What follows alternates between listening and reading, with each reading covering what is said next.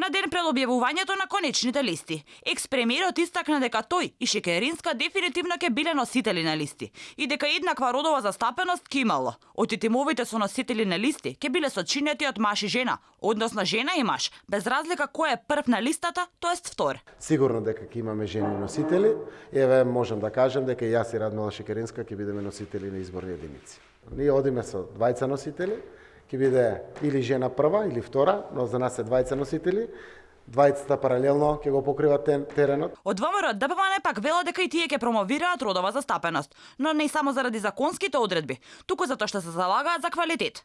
За разлика од Заев, кој ќе биде носител во 4-та изборна единица, Мицковски се уште не се откажува од идејата за шпицен кандидат, односно за кандидат за премиер, кој не би се кандидирал за пратеник.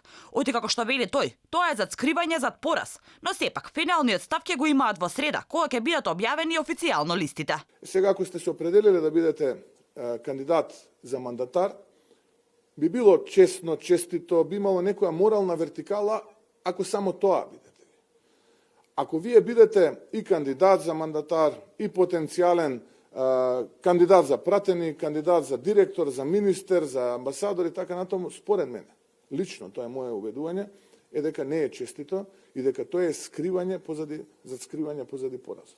Додека СДСМ и ВМРО ДПМН не откриваат многу за носителите на изборните листи и колку жени на нив ќе има, неофицијално медиумите ги објавуваат имињата на ДУИ, кои ќе се најдат на избирачките ливчиња, а на нив како носители нема да има ниту една жена.